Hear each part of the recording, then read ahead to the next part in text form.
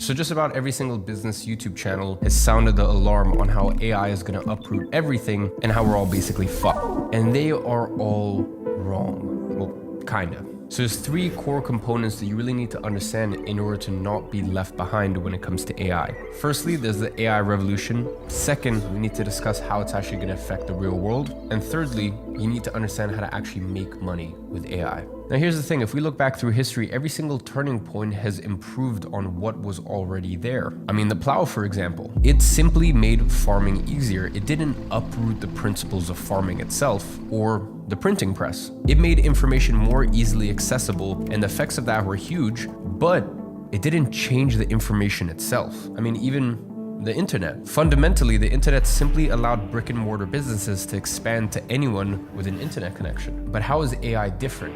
Because it is. You see, for the first time in history, AI has productized something that is usually unique to humans, and that's skill. But one thing most people don't actually quite understand is that AI has been around for many, many, many years. It's just we're starting to hear about it now, or to be more accurate, we've really been starting to hear about it since the 30th of November 2022. And that's because with tools like ChatGPT, access to AI has now been democratized. And that's a really big change because now anyone can use AI to their advantage or their detriment, depending on their skill level and whether they know how to navigate and how to use it. Now, ChatGPT can basically do just about any task, and that's already very impressive. But what you really need to keep in mind here is AI's rate of advancement. You see, in tech, there's a law known as Moore's Law. And this law states that the number of transistors on a microchip will double every 2 years. Or put simply, computer power grows exponentially. Now, if you pair tech's exponential rate of growth along with AI models that are able to learn by themselves, well then the opportunities are really limitless. But as it currently stands, ChatGPT's biggest limit isn't actually the technology or the learning models itself, it's our ability to ask it questions. In other words, at the moment, we're pretty much the biggest bottleneck. Now, one other very big question, especially depending on how conspiratorial you want to get, is how AI is actually going to be governed. Because listen, there's no doubt that AI presents tremendous opportunities as well as tremendous challenges. I mean, some of the world's most prominent leaders have long warned of the dangers of AI. And the CEO of ChatGPT's OpenAI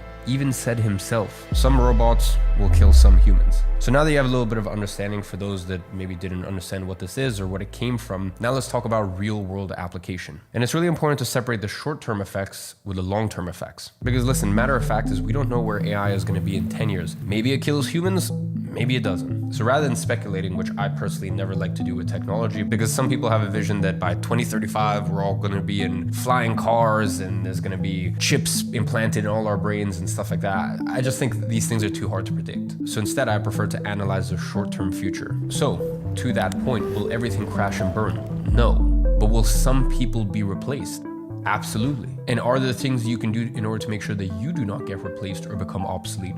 100%. Because quite frankly, if you know how to use AI in the right way, you actually have an opportunity to make yourself more valuable than ever before. And I'm going to share that with you in just a few moments. But we do need to pose the question, who will be replaced by AI? Now it's funny because a few years ago, everyone thought that once robots or AI went mainstream, physical labor would be the first on the chopping block. Then once they were replaced, AI would then come for sort of the more white collar jobs, and then eventually at some point would take over the creative industry. Now, as it turns out, it seems as though that order has actually been flipped on its head. I mean, what previously seemed inconceivable is now happening in real time. AI is actually beating humans at what was thought to be most human, creativity. And in fact, just a few months ago, we saw an AI win a fine arts competition against other humans. And there are a ton of AI companies sprouting up all over the place trying to emulate the works of doctors and lawyers. And eventually, once again, we don't know how long it'll take, but eventually it'll probably succeed. Think about it for a second. Would you be more prone to trust an AI doctor that's analyzed millions of cases, patient records, and has access to all medical literature? Or just some guy who graduated med school before you were even born, and when things in the medical industry was very, very different to what it is today. So if AI is able to diagnose all of our ailments, it will also be able to find out what makes us tick. I mean, most people are already addicted to a simple algorithm on TikTok. Now imagine when AI is able to tailor everything you see to you, not just for you, but specifically made to your liking. I mean, theoretically, AI could create the perfect show for you. It could create the perfect ad. It could create the perfect game. Theoretically, it could create anything specific, tailored to you to reel you in. Now, what does this mean for the rest of the workforce? I am not going to sugarcoat things. A lot of people will be let go and a lot of people will be replaced. But quite frankly, this is going to happen anyway. I mean, just look around you. Look at the mass layoffs, especially in tech companies. When a guy like Elon walks in one day into headquarters and realizes, half of you guys don't do anything. So this trimming of the fat was going to happen regardless, but AI has sped things up and has made even more people's position obsolete or unnecessary. Now, whether you're an employee or an entrepreneur, what's going to separate those that get fucked and those that don't is really your speed of adaptation. You saw a very similar thing happen between 2005 and 2010 when it came to people's speed of adaptation to the internet and social media. Now, tons of jobs will simply be made redundant. Now, you can either sit back and watch AI take over your job, or you can use AI to make yourself more valuable. Now, what do I actually mean by that? You see, with AI, you have all the knowledge and baseline of skill in the palm of your hand. And in the same way AI can take your job, you can also use it to make yourself better at your job. So with all of that being said, one question still remains, which is how can you use AI to take advantage and make more money? You see, whenever an opportunity vanishes because of a technological advancement, another opportunity emerges. But they don't last forever, which is why you need to capitalize on the opportunities while they persist. Now, when we're talking about implementing AI into your business, what we're really talking about here is leverage. You see, leverage is the ability to increase your output without straining your own required input. So what's really insane about AI is that it's essentially a nearly free way of getting unlimited leverage, because previously you'd need to hire someone in order to get that leverage. I mean, that's how I had to go about it when I started my first business back in 2016, and I hired my first employee a year later in 2017. And that allowed me to scale my first business from $0 to $25,000 in the space of a year by using leverage, by using other people. But the crazy thing is,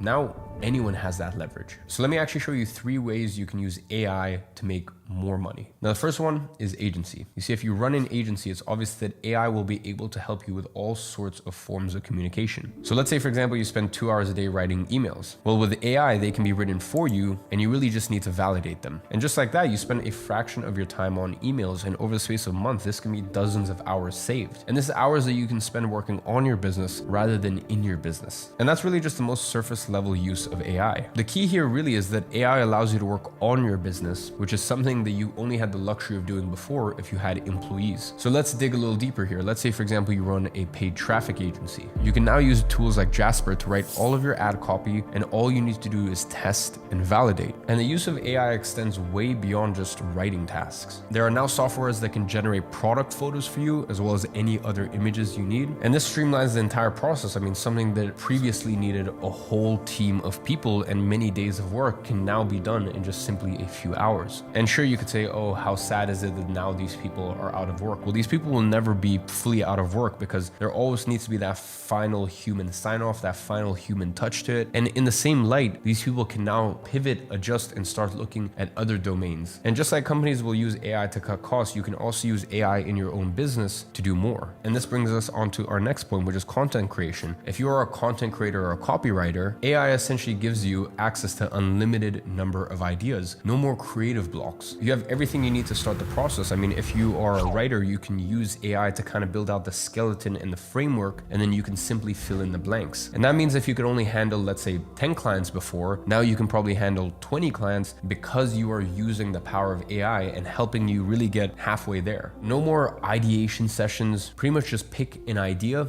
and execute on it. I mean, you really have no excuse not to come up with something new. You are just merely bound by your ability to ask questions. I mean, if we really look back in history and analyzed the greatest thinkers, what separated them from everyone else? It was really their ability to ask the right questions at the right time. And AI doesn't take that ability from anyone. All it does is help people get more interesting answers. And there are tons of AI softwares coming out that will affect all areas of content creation. Adobe just released their AI, which allows you to edit photos by typing directions, and it's only a matter of time before the same softwares will exist for video editing. And that means that pretty much anyone can edit photos in a way that previously only a handful of people could, and that's pretty much all because the skill has been productized. Now you might be wondering, why doesn't everyone use these tools if it's so easy? Well, even though we have new access to information and a new skill, fundamentally humans are still the same, and that means we're just lazy. We're lazy, we're comfortable, and even though the internet wasn't enough, we now have this thing called AI that we can use to build businesses, to make money,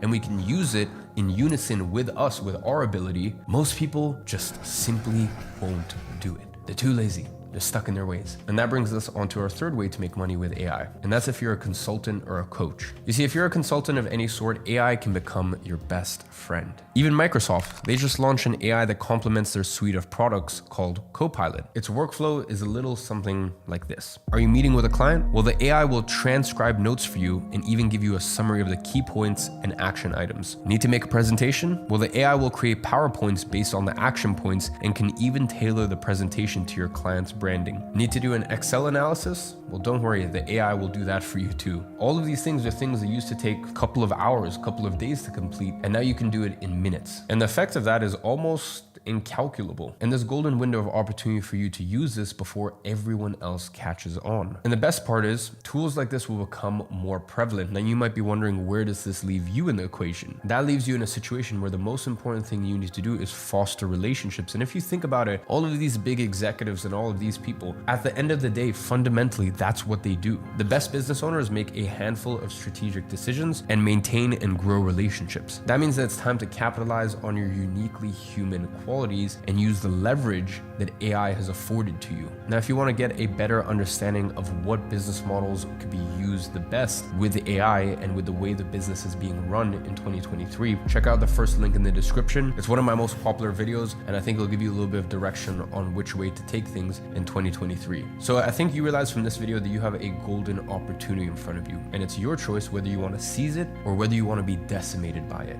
That is your decision to make, but I remind you, we are in an incredible period in the world where literally anyone can use leverage, basically have employees in the form of AI for free, where the barrier to entry to start a business or even just a side gig or a side hustle is so low, and the only thing that's left in the equation is how serious are you? Is this a I want to do this or I will do this? That's your decision to make, but as always, I'm rooting for you and I'll be watching you from afar.